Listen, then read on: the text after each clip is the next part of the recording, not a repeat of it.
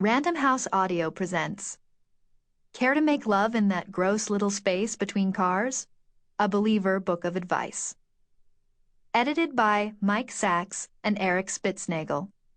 With original readings from Patton Oswalt, George Saunders, Jerry Stahl, Bob Powers, Mike Doty, Roz Chast, Cintra Wilson, Alan Zweibel, Julie Klausner, Rich Fulcher, Merrill Marco, Fred Willard, Elizabeth Beckwith, Paul Sims, Laraine Newman, Paul Scheer, Rob Bedecker, Bob Saget, Allison Silverman, and Weird Al Yankovic. Additional readings by Danny Campbell, Emily Janice Card, Jonathan Cowley, Kirby Hayborn, and Lincoln Hoppe. Introduction by Judd Apatow. Dear Judd Apatow, we're thinking about publishing a sequel to You're a Horrible Person, But I Like You. It'd be more or less the same thing as the first book, except with mostly different people and different questions. Are we being redundant? Thanks. The Believer Magazine, San Francisco, California. Dear The Believer, I really don't know how to answer that question. There is a larger issue, which is, why am I writing the intro to this book at all? This is a mistake I keep making, saying yes to things for no apparent reason.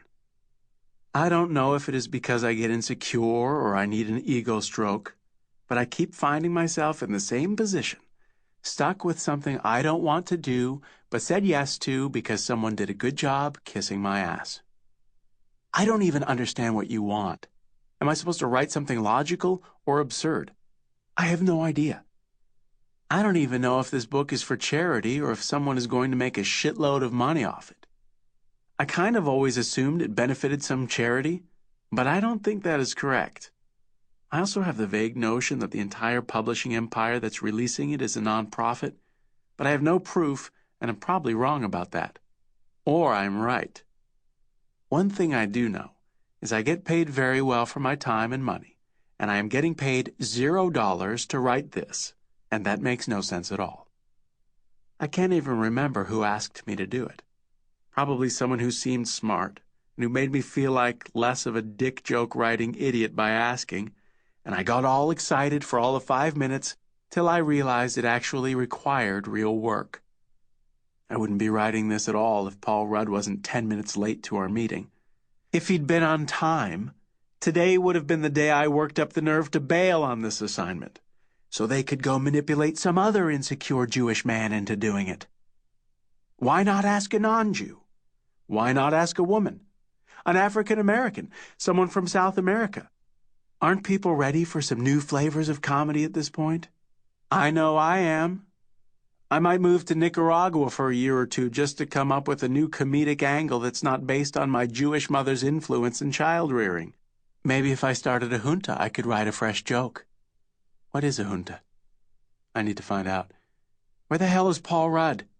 He's always late.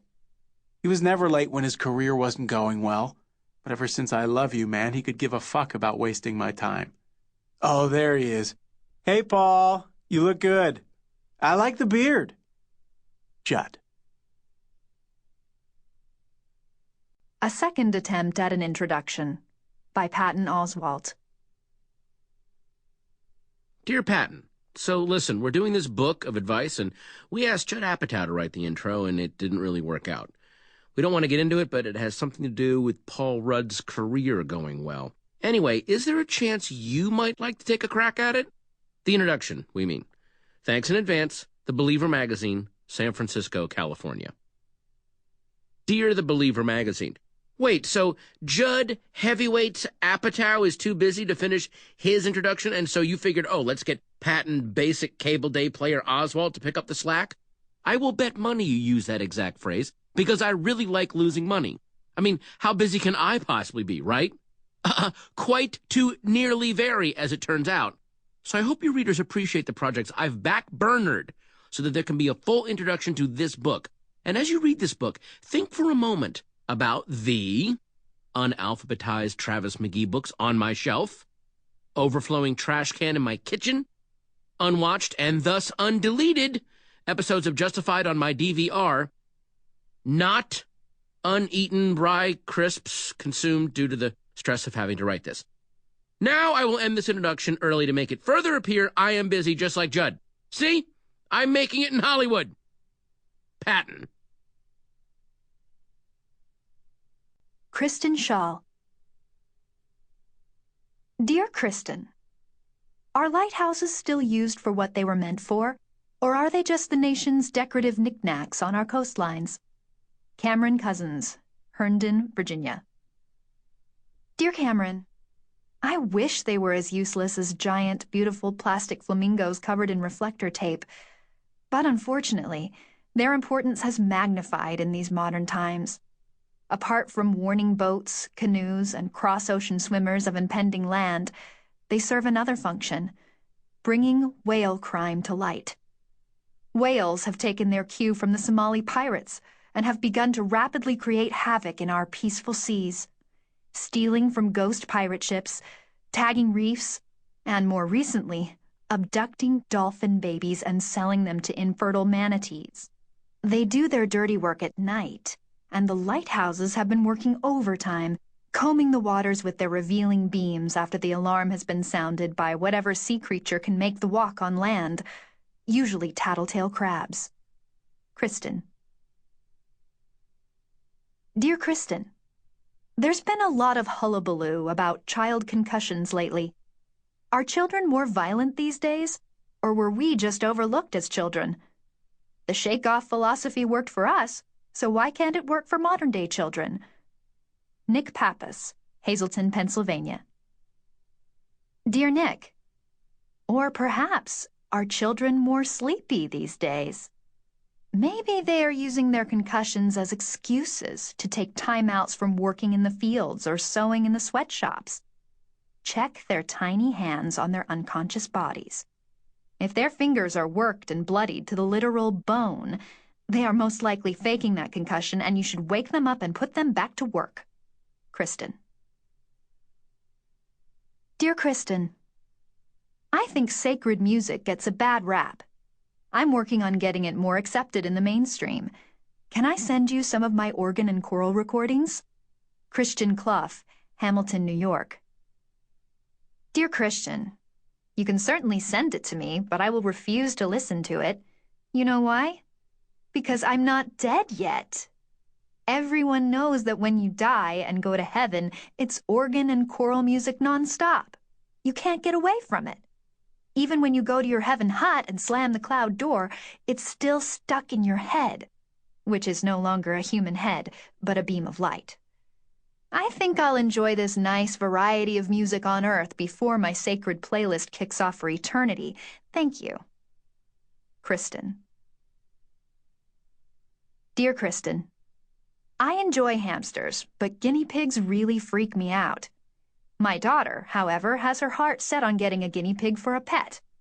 Since they are both essentially rodents that live tragically short, wheel-spinning lives, how can I convince her to settle for a hamster instead?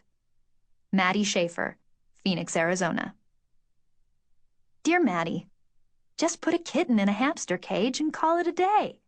She won't care that it's not a guinea pig because kittens are the most adorable creatures in the world and possess a hypnotic power that humans are weak to. As soon as she sees that kitten mew and roll in the sawdust, she'll say, "I love my guinea pig. I'll call him Cider." Important note. When the kitten inevitably becomes a cat, dispose of him. It's uncomfortable seeing a cat in an aquarium. I guess you are doomed to have the dead pets talk, no matter what. Kristen. Dear Kristen, why isn't Pigeon Forge on the National Monument Registry? Sean Stomsky, Santa Barbara, California. Dear Sean, to protect it from the terrorists. If you don't think that registry is a sweet terrorist checklist, you are living in the summer of 2001, my friend. And I don't want to live in a world where Dollywood is threatened. Worse yet, I might hate it more if the terrorists checked out Dollywood and started going there on a regular vacation basis. I don't want to be standing in line for the Dollyland Sample complete. Ready to continue?